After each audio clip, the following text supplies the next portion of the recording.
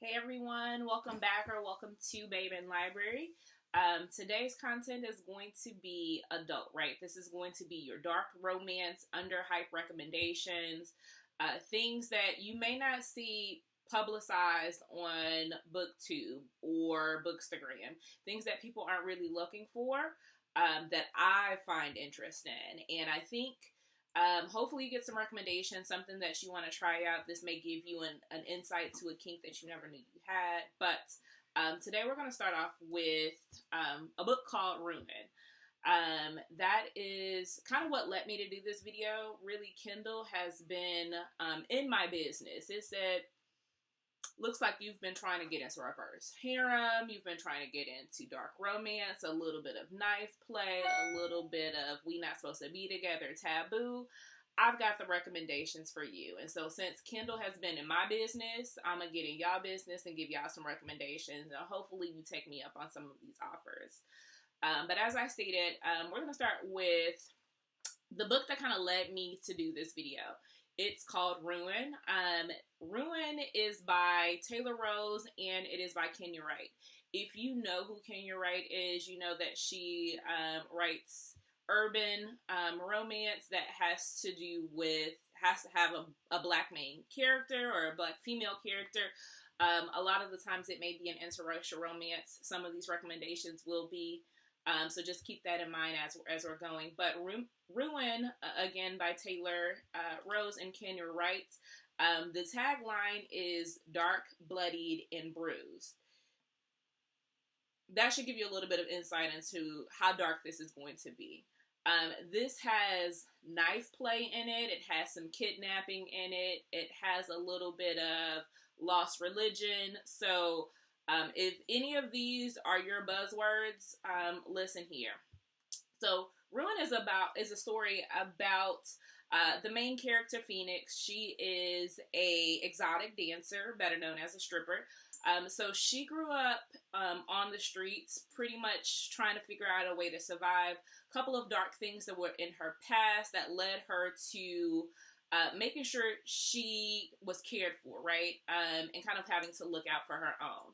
So one day she was working in her strip club. She started to notice that there were a group of guys, 3 guys to be exact, that were constantly going in to various different strip clubs on a Sunday night and robbing the place, right?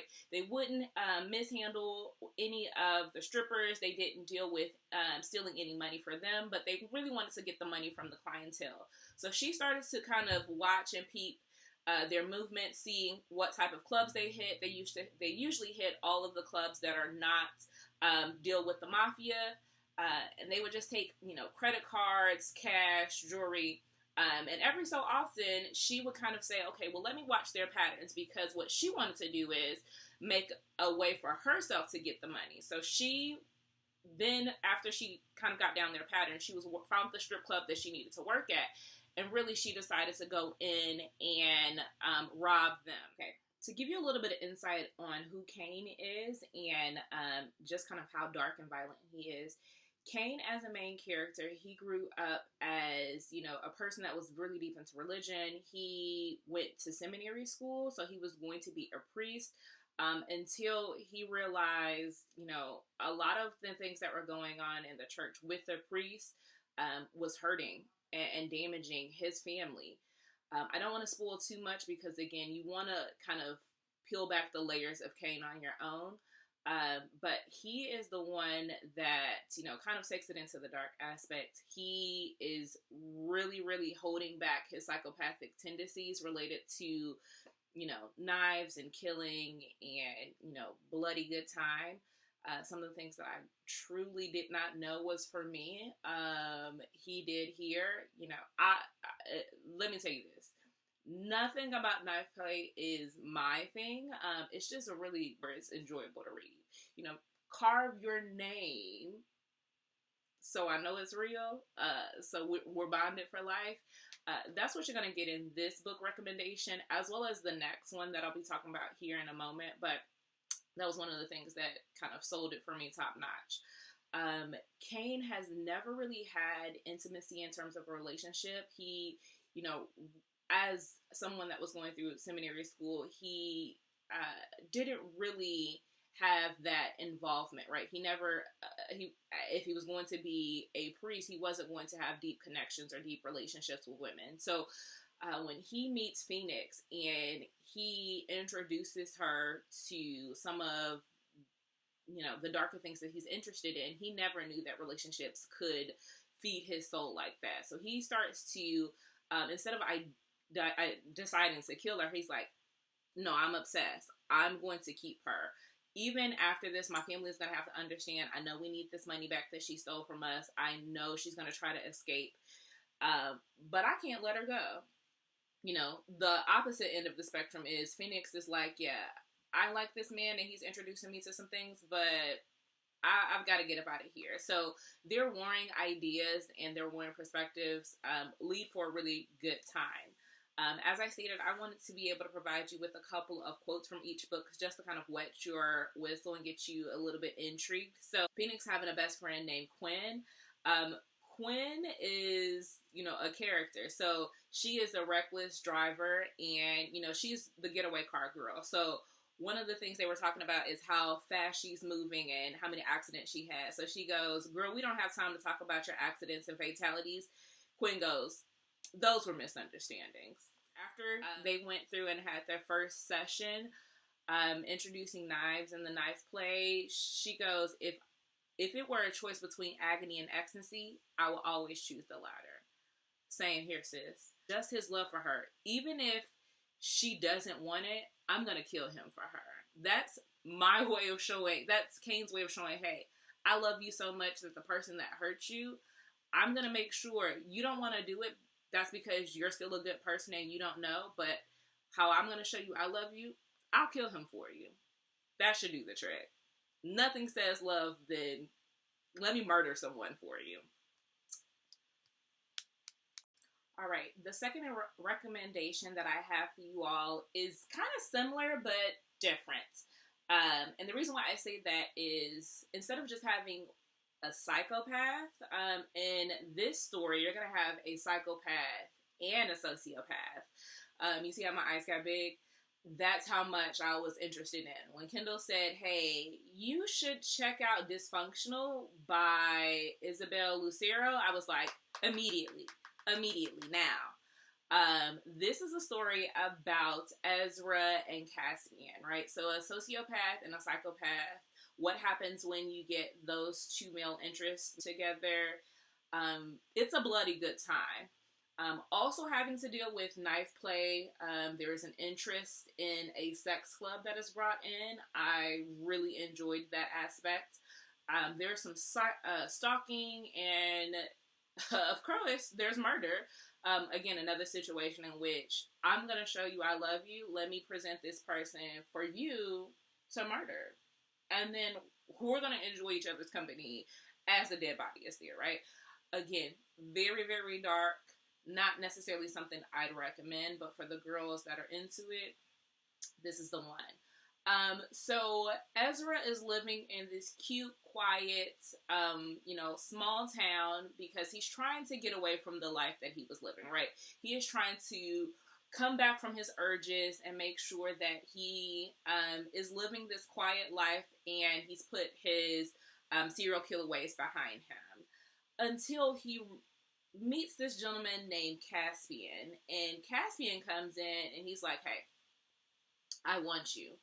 And Caspian knows who he is, which really weirds out Ezra, right? Because nobody in the town knows who he is, what his past is. He's changed his name.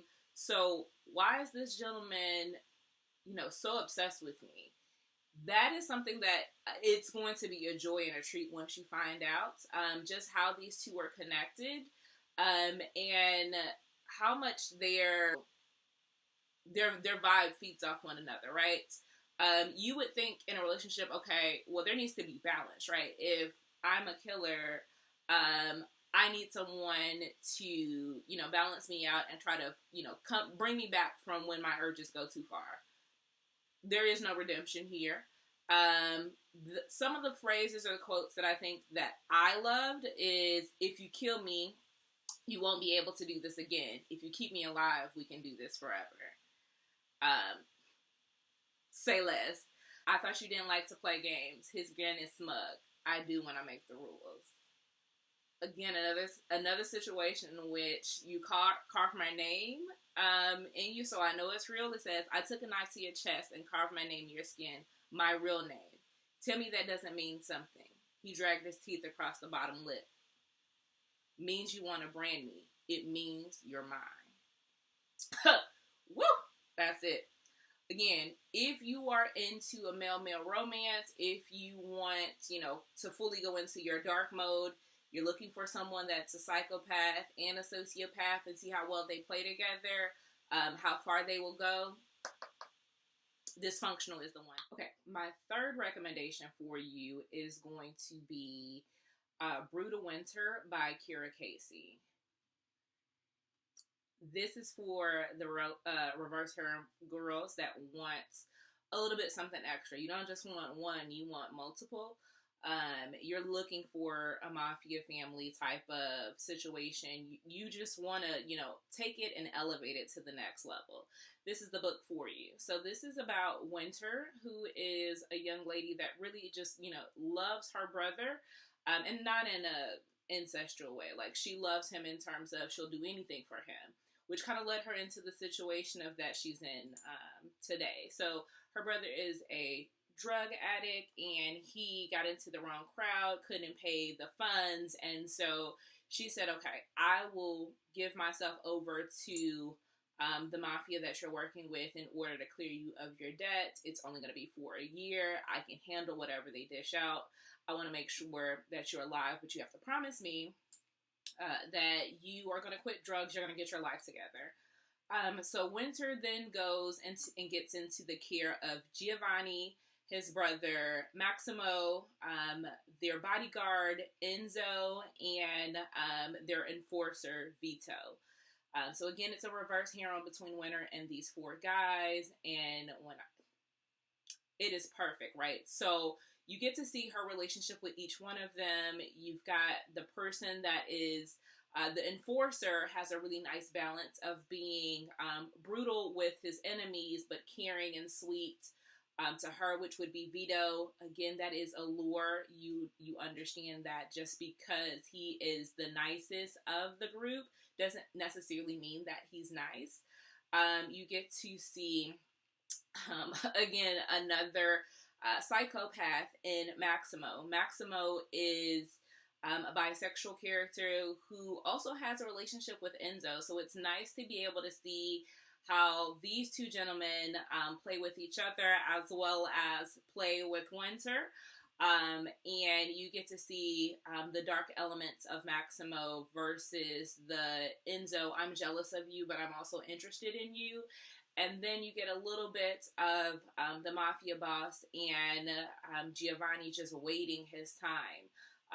That is the perfect scenario with each one of the gentlemen, and as they go through and spending their time in a year together. The quotes that you should know: I never hurt you physically.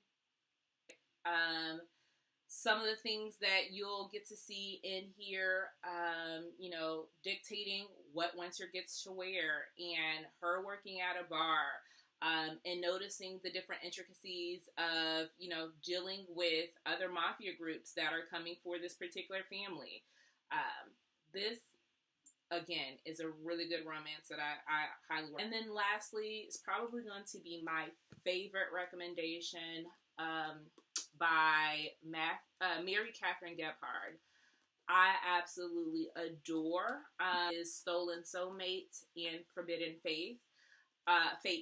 There is a third that I haven't read yet, so I'm not going to be able to recommend it. But again, Stolen Soulmates is going to be about our main character's story and our hero.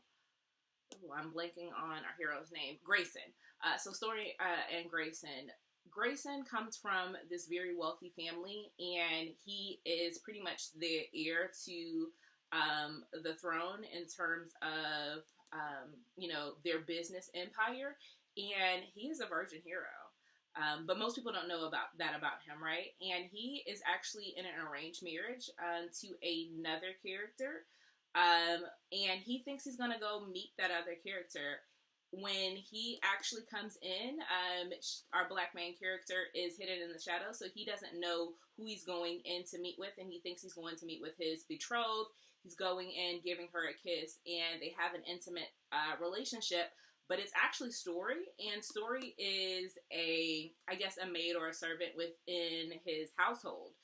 He's never paid her any mind, and she's always known who he is, but never really was, necessarily attracted to him.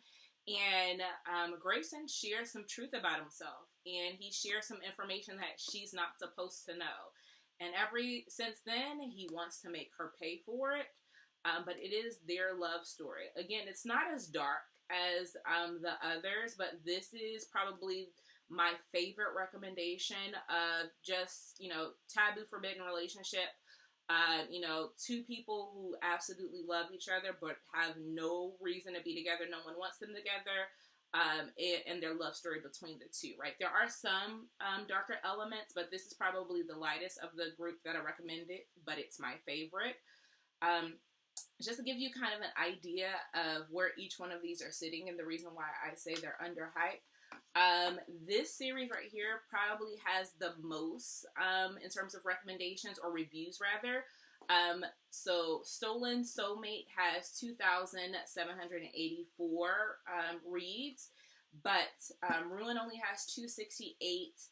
Breeder Winters has 396, and Dysfunctional has 528. So if any of these things sound of interest to you or something that you want to pick up, I would highly encourage you to do so. All of this is linked in my Goodreads, so you'll be able to get a more in-depth, cohesive review of each one of the books. But again, I would love it if more people were starting to read these series. Again, particularly my favorite, Stolen Soulmate, if you want to just kind of edge your way into it.